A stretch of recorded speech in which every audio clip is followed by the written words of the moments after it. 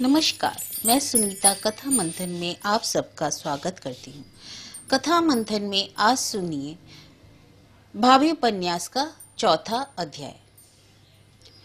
मझली भाभी में अवस्था के अतिरिक्त और किसी बात की कमी है, यह मैं नहीं जानती और जान भी शायद जल्दी ना सकूं, परंतु उनमें अपने स्वत्वों और अधिकारों की रक्षा की विचित्र क्षमता है, यह मानना ही पड़ेगा।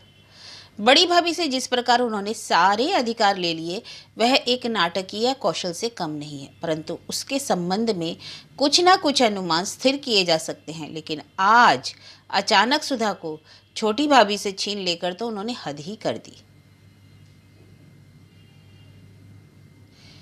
बड़ी भाभी के जाते समय उधर शूल के कारण छोटी भाभी ना आ सकी थी, परंतु शायद इसलिए आज वे चढ़ते दिन ही आ पहुंची। भैया देवधर काम पर गए और वे सुधा को लेकर इधर चली आई। छोटी भाभी के चेहरे पर तो ऐसी कोई झलक नहीं थी कि जिसे माना जा सके कि वह यह पता लगाने आई होंगी कि बड़ी भाभी किस प्रकार घर से विदा हुई थी।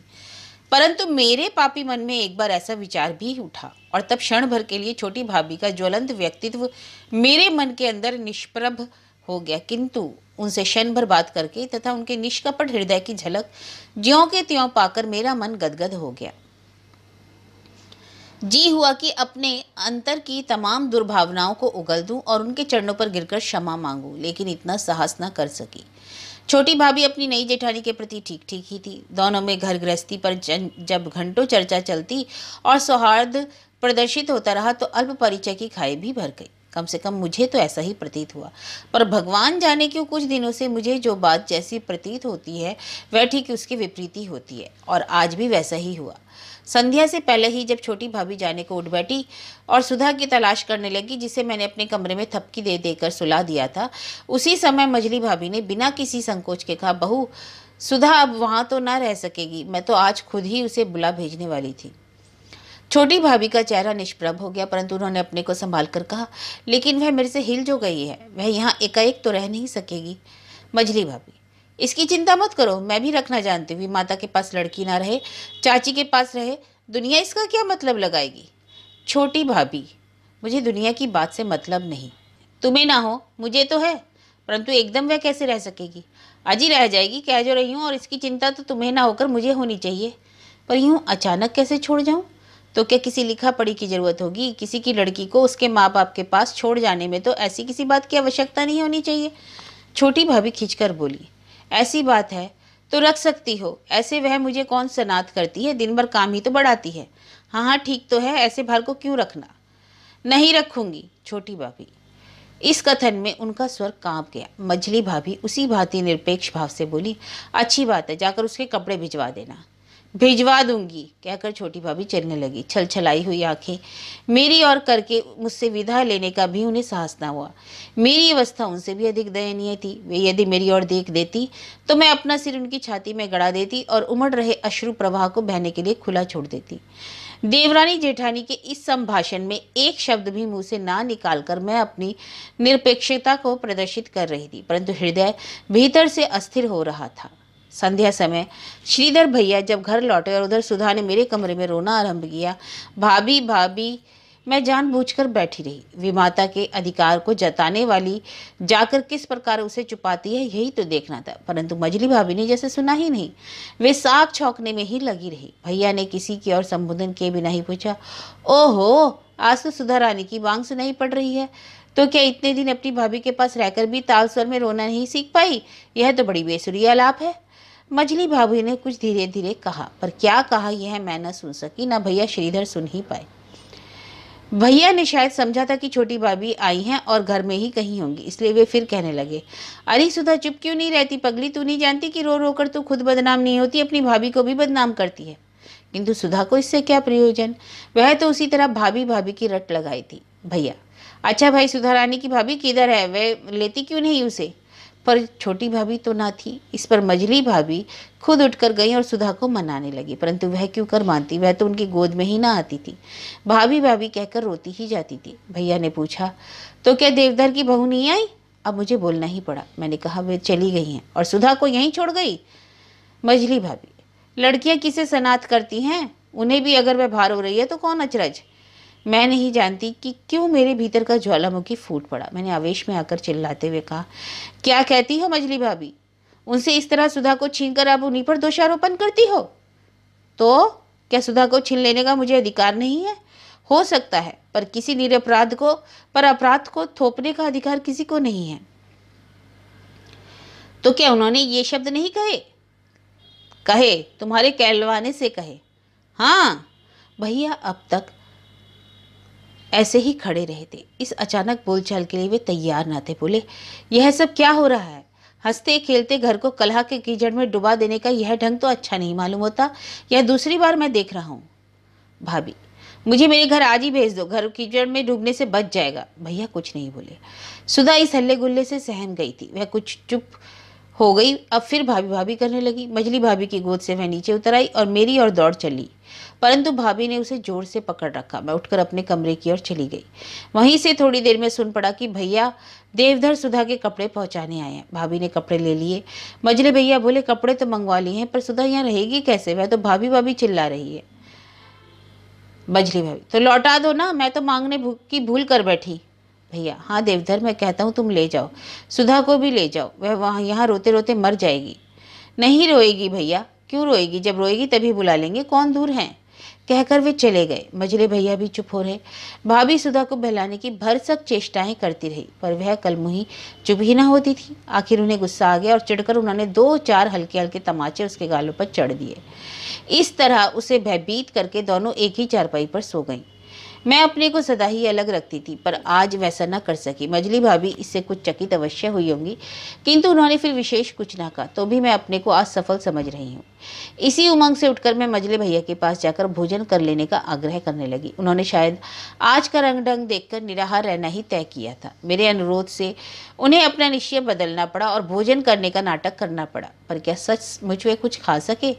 भोजन के समय उन्होंने सिर उठाकर मेरी ओर देखा भी नहीं। रात को जब एक बार फिर सुधा ने रोना शुरू किया और चुप ना होने पर मजली भाभी ने खींचना शुरू किया, तो वे झल्लाकर बोले, एक दिन तो हंसी खुशी से रख लेती।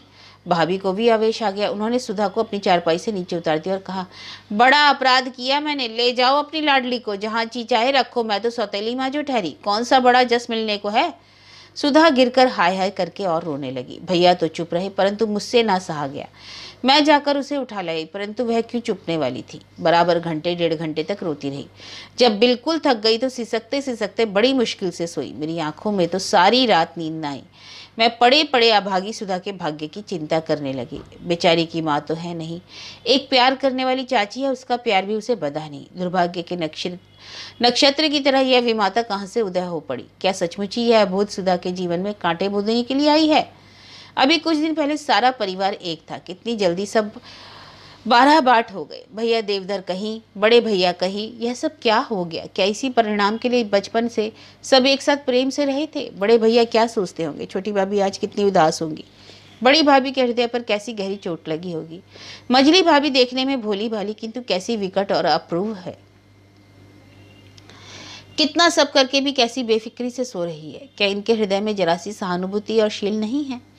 मेरी विचारधारा तब टूटी जब भैया श्रीधर लालटेन जलाकर कुएं से जल निकालने लगे। मुझे बड़ा आश्चर्य हुआ, क्या हो रहा है? भैया तो कभी इतने सवेरे न उठते थे, आज क्या बात है? शायद कल के कांड ने उसी प्रकार उनके हृदय को भी सारी रात मथा है जिस प्रकार मेरे। परंतु तो भी इतने तड़के उठने का कारण क्या है? मैंने पूछा, क्यों भैया क्या बात है, इतनी रात रहे, क्यों उठ गए? भैया श्रीधर ने अत्यंत मुलायम स्वर में उत्तर दिया, आज रामू को देखने जाने का विचार है। प्रभात से पूर्व ही वे शरीर पर एक चादर डालकर निकल गए। मुझसे भी ना रहा गया, मैं भी उठ बैठी। कल के पड़े हुए काम को कर डालने की इच्छा थी, पर हृदय कुछ बेचैन सा हो रहा था। किसी काम में जी ना लगता था। मझली भाभी उठकर उस सब सामान को ठीक कर रही थी जो बड़ी भाभी के जाते समय छोड़ जाने से अब तक फैला हुआ पड़ा था। ऐसा मालूम पड़ता था जैसे उनके लिए कुछ भी हुआ ही ना हो। पूरी बेफिक्री से वे अपने हाथों एक एक वस्तु को रख रही थी, शायद अपने स्वामित्व और अधिकार को प्रत्येक वस्तु के साथ संलग्न देखना चाहती थी। परंतु जड़ वस्तुएं उनके मनोभाव का उचित आदर ना कर पा रही थी, क्योंकि उसी बीच 2-4 ने गिरकर आत्महत्या कर ली। कई चीनी के प्याले टूट गए और 2-3 कांच टुकड़े टुकड़े हो गए। तथापि वे अपने अधिकार को जमाने में लगी ही रही। धीरे धीरे दिन चढ़ाया। सुधा अभी तक उठी न थी। मैं अकेली कब तक क्या करती। उठकर सुधा को ही जगाने चल पड़ी। पर यह क्या, सुधा तो बुखार में तप रही थी, शरीर जल रहा था, सांस जोर जोर से चल रही थी। कभी कभी वह चौंक भी पड़ती थी। अनायास मेरे मुंह से निकल गया, अरे इसे बुखार कब से हो गया। परंतु मेरी बात का उत्तर कौन देता। मेरा प्रश्न वायु में लीन हो गया। अब क्या करूं, मेरे सामने यही एक प्रश्न था। क्या भाभी से कहूं, पर वे कर ही क्या लेंगी। वे तो छोटी भाभी से उसे छीन भर सकती थी, उस तरह विमाता के अधिकार को जता सकती थी।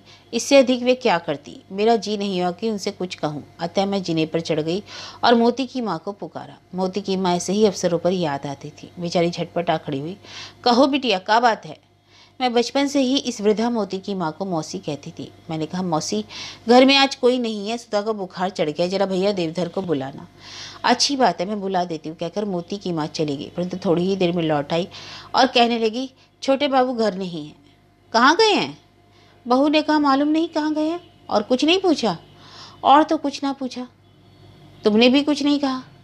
मोती की माँ, मैंने इतना ही कहा था कि घर पर कोई नहीं है, सुधा का बुखार चढ़ गया है। इस पर भी उन्होंने कुछ नहीं कहा। नहीं, कुछ नहीं। मोती की माँ चली गई। मैं मन ही मन सोचने लगी, छोटी भाभी ने कुछ नहीं कहा, सुधा को बुखार चढ़ गया, यह जानकर भी वे चुप रही, तनिक भी चंचल नहीं हुई।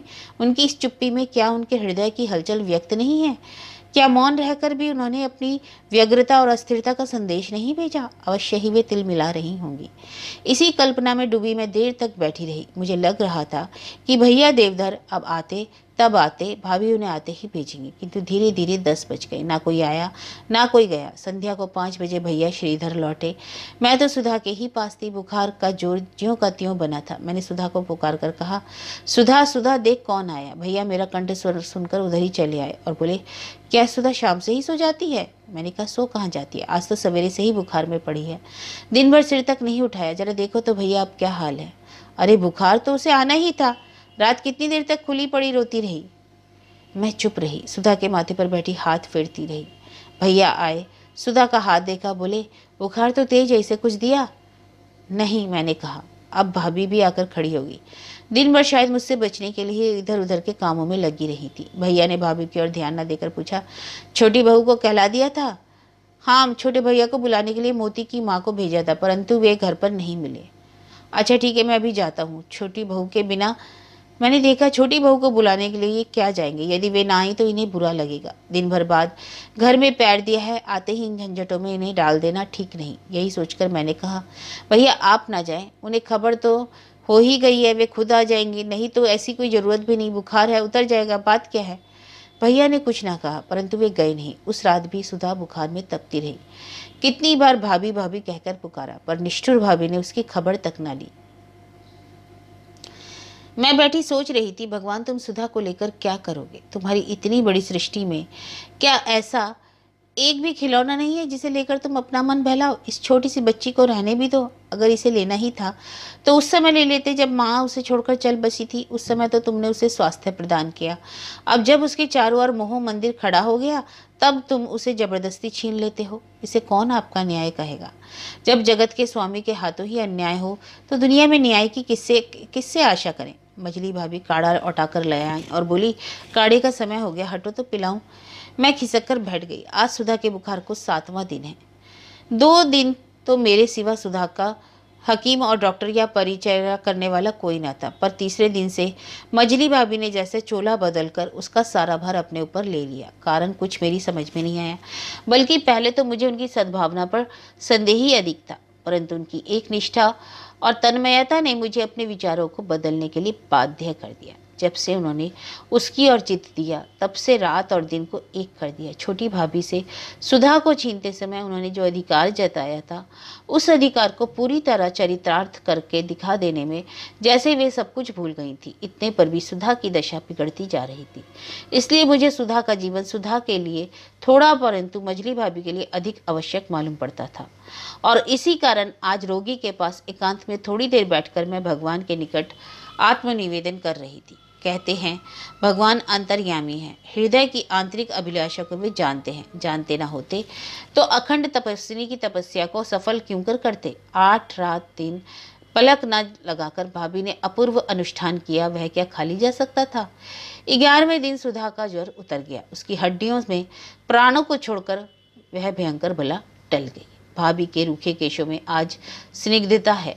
उनके चिंतित मुखमंडल से वह आवरण दूर होकर आज एक आभा झलक उठी। आज ही उन्हें वस्त्रों और अपनी वेशभूषा की ओर ध्यान देने का अवकाश मिला। अपने 2-4 आचरणों से उन्होंने मेरे हृदय में जो स्थान घेर रखा था वह आज बदलना पड़ रहा है। इन्हीं वस्त्रों में तब वे कुछ और लगती थी, परंतु आज कुछ और लगती हैं। सुधा के पास बैठकर जब वे प्यार से बोली, कैसा जी है बेटी, तब मुझे लगा जैसे सुधा की माँ का कंठ हो। आकस्मिक और असंभव परिवर्तन का कोई अधिकार था। अनेक यज्ञ करके भी उसका समाधान मेरे जी में ना उठता था। बड़ी भाभी के जाते समय छोटी भाभी ने से सुधा के संबंध में बात करते समय जो मझली भाभी मैंने देखी थी, वे अब कहाँ थी? जैसे इतने ही दिनों में उनका वह असली रूप अपनी छाया मात्र छोड़कर कहीं चला गया हो। उनके ऊहापोह करने पर भी कोई अनुसंधान न लगा सका। मैंने आखिर यही निश्चय किया कि मनुष्य का चरित्र एक पहेली है। उसकी भूल भलैया को समझने का दावा इस संसार में कोई नहीं कर सकता। उसी दिन संध्या को मैं चुपचाप जाकर भैया के कमरे में लेटी रही। भैया कहीं बाहर गए थे। इधर वे अक्सर बाहर ही रहते हैं। पिछले दिनों की घटनाओं ने उनके जीवन की कुछ अस्वादिष्ट बना दिया, ऐसा प्रतीत होता है। वे ना घड़ी भर बैठते हैं, ना बहुत बातचीत करते हैं। कोई काम हुआ तो कर दिया, नहीं हुआ तो चुपचाप अपना काम करते रहे। सुधा के इलाज में वे विशेष तत्परता नहीं दिखाते। ऐसा भी नहीं प्रतीत होता कि वे भाभी की सुधा के लिए व्याकुलता और उसकी परिचर्या में उनके लीन रहने को ना जानते हों, पर उनके आंतरिक भाव को कैसा समझते हैं इसका मुझे नहीं पता। मैंने सोचा था आज भैया को कमरे में घुसते ही यह खुशखबरी सुनाऊंगी कि भाभी ने सुधा को आखिर बचा ही लिया। सवेरे जो बुखार उतर गया था वह आज दिन भर नहीं चढ़ा और अब उसकी दशा बिल्कुल ठीक है। कुछ देर तो मैं उनकी प्रतीक्षा में बैठी एक पुस्तक बाँच रही थी। बाद में मैं वही चटाई पर लेटी रही। बिल्कुल अंधेरा हो गया था जब कमरे के द्वार पर पैछल सुनाई दी। एक क्षण में भाभी भीतर आ गई और भैया के पलंग के पायते पर सिर टेककर प्रार्थना सी करने लगी। मेरे स्वामी, मेरे नाथ, मैंने तुम्हें अपने आचरण से ही तो खो दिया है और उसी से मैं तुम्हें पा सकूंगी। मुझे विश्वास है कि मैंने अपने आप को बदल लिया है, पर तुम्हें पाने के लिए मैं उतावली नहीं करूंगी। मैं पग पग चलकर उसी स्थान पर लौट आऊंगी जहां तुम्हें पाया था। मेरे जिस स्वार्थ में तुम्हें स्थान ना हो उसे मैं तृणाव्रत तोड़ दूंगी। तुम जिस मार्ग पर मुझे चलाना चाहते हो वह मैंने स्वयं देख लिया है। मैं उसी मार्ग पर चलने के लिए निकल पड़ी हूँ। तुम देख लेना कि उस पर भी उसी गति से चली जा रही हूँ। मैं जड़वत पड़ी थी। मेरी ऊपर की सांस ऊपर और नीचे की नीचे थी। मैं अपनी उपस्थिति का ज्ञान कराकर उनके उस एकांत श्रद्धा को 2 आदमियों के बीच के नहीं बनाना चाहती थी। यदि मुझ में शक्ति होती तो मैं वायु के साथ कमरे से बाहर निकल जाती, परंतु मनुष्य बहुत कुछ होकर भी समर्थ कहाँ है। भाभी चुप हो गई, परंतु उनका सिर चारपाई की पट्टी पर ही पड़ा था। उनके हृदय की धड़कन उनके उच्छ्वास की त्वरा वाणी से भी अधिक उनके भावों को व्यक्त कर रही थी। उनकी साड़ी की सरसराहट तक सुनाई नहीं पड़ती थी। शरीर जड़वत पड़ा था। मैं उनके अंतर की हलचल का आलोचन विलोचन को प्रत्यक्ष देख रही थी। इतनी स्पष्टता और समीपता मानव हृदय का दर्शन मैंने जीवन में पहले कभी ना किया था। जी होता था कि मैं किसी मार्ग से भाग जाऊं। किसी के निजी जीवन को इस प्रकार आवरण रहित देखना एक जघन्य पाप है। वही पाप मुझसे बन पड़ा था। भगवान के समक्ष और भावी के समक्ष भी मैं उसके लिए अपराधिनी हूँ, किंतु मैं वस्तुतः निरपराध हूँ, क्योंकि यह अपराध मुझसे जिस अवस्था में बन पड़ा था वह इरादतन नहीं किया गया था। परमात्मा को धन्यवाद है कि भाभी ने इस रहस्य को नहीं जाना। हृदय की गीता का पाठ समाप्त करके वे उठकर चली गई। मैं भी हल्के पैरों कमरे से बाहर निकल गई। थोड़ी देर में मेरा उनका सामना हुआ तो जी में आया कि मैंने मन में नानाविध दुर्विचारों को स्थान देकर उनके प्रति जो अन्याय किया है उसके लिए क्षमा मांग लूं, पर यह सब तो मैं न कर सकी। हाँ, गहरी आत्मीयता के स्वर को मैंने कहा, भाभी आखिर तुमने सुधा को बचा ही लिया। मालूम पड़ता है मेरी जैसी ही उतावली दूसरी ओर से भी प्रेरित कर रही है। प्रसंग खुल जाने पर वैसी ही आत्मीयता के भाव से बोली, मौत के मुंह में भी तो मैंने ही डाला था। यह बात ना कहकर तुम मेरे साथ अन्याय करोगी। मैं हंस पड़ी। वे भी खिलखिलाकर हंस पड़ी। वे निष्कल्प और स्वच्छ हंसी थी। उसी संध्या को बड़े भैया और छोटे भैया सुधा को देखने आए। बुखार अब नहीं है। यह जानकर उनकी चिंता दूर हुई और इसलिए बड़े भैया शीघ्र ही लौट जाने को उठ खड़े हुए। भाभी यह देखकर चौके में से दौड़कर मेरे पास आई और बड़े भैया को भोजन करने से पहले ना जाने का आग्रह करने को कहा। मैंने कहा, भैया, भाभी कहती है कि भोजन तैयार हो गया है।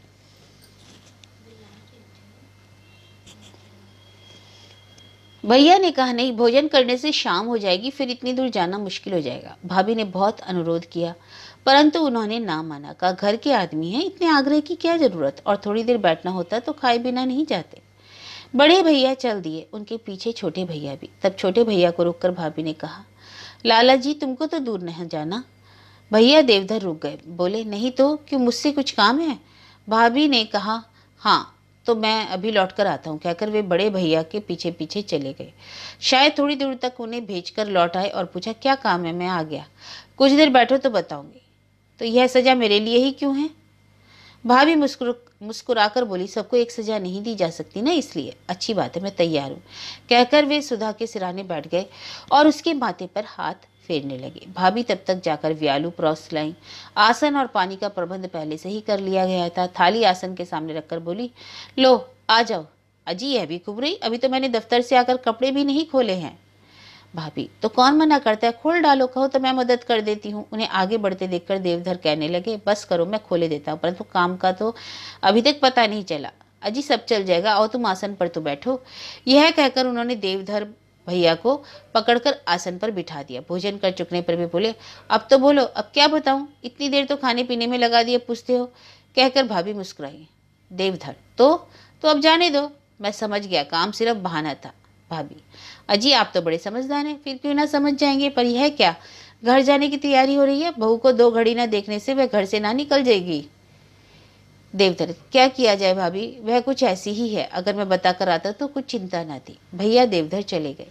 भाभी मन के उल्लास को मुंह पर बखेरे बैठी। प्रतीत होता था कि उन्होंने अपनी कठिन तपस्या का प्रारंभ कर दिया है। मेरा मन भी आज आनंद से गदगद हो रहा था। सुधा के पथ्य के साथ साथ हम लोगों को भी आज मानसिक पथ्य मिल गया था। कई दिनों से बिगड़ा हुआ घर का वातावरण आज शांति और संतोष की सांसें ले रहा था। मन से एक कांटा सा निकल गया था। इसी समय मझले भैया घर में आए। इधर कई दिनों से उनका घर में आना कोई नूतनता और ताजगी का आना ना था। कब आए, कब तक रहे और कब चले गए, यह तक मालूम ना होने पाता था। उन्होंने तो जैसे पारिवारिक चिंताओं को एकदम मुक्ति ही पाली हो। आज भी उनका पदार्पण उसी तरह हुआ। यह देखकर मेरा मन आतुर हो रहा था कि दौड़कर उनको इस नवीन परिवर्तन की सूचना दे दूं, किंतु नहीं। यह करना उस कीमती वस्तु का मूल्य कम करना होता है। उसकी यह सहज प्राप्ति कभी उसके पद के अनुकूल ना होती। घर में आते ही मजले भैया ने सुधा को देखा। उसकी रोग मुक्ति ने उनके मन पर काफी असर डाला। उनका अंतःकरण आज उत्फल हो उठा। वे उसके पास बैठकर उसके खोए हुए खिलौनों की चर्चा चलाने लगे। अब मुझसे ना रहा गया, मैंने अपने हृदय की बात कह ही डाली। मैंने कहा, भैया, किसी की सामर्थ्य न आती जो सुधा को बचा लेता। भाभी के अथक परिश्रम ने यह काम कर दिखाया। आगे की यह बात प्रबल इच्छा रहते हुए भी मुंह में से ना निकाल सकी कि भैया, अब तुम उन्हें क्षमा करो। वे अनुताप से गली जा रही हैं। भाभी सुधा के लिए दूध ला रही थी। वह शक्कर ढालने के बहाने लौटा ले गई। शायद इस समय वे अपना मुंह छिपा रही थी, कहीं उनके हृदय का बांध यूं सबके सामने ना खुल पड़े। किसी तरह होकर वह बच गई। इस संक्षेप उत्तर के द्वारा मझले भैया मानो यह कहने जा रहे थे कि जब तक उसका कागज पूरा नहीं होता तब तक उसे कौन मार सकता है। मैंने फिर जोर देकर कहा, नहीं भैया, सच जानो, मैं तो हताश हो चुकी थी। भाभी के हाथ में बड़ा जस है, उनके पुण्य प्रताप से ही यह सब हो सका। भैया ने एक हल्की सांस लेकर कहा, ठीक है, ऐसा हकीम भी तो घर में कोई चाहिए।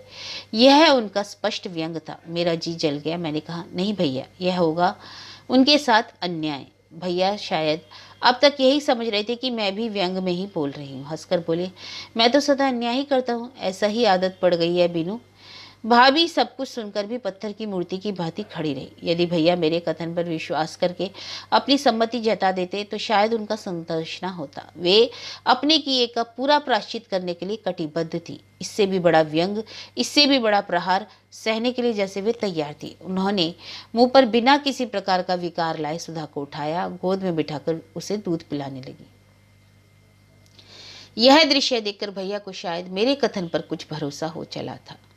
उनके थके मुंह पर एक नया भाव खिलने लगा और घर के वातावरण में नया स्पंदन शुरू हो गया।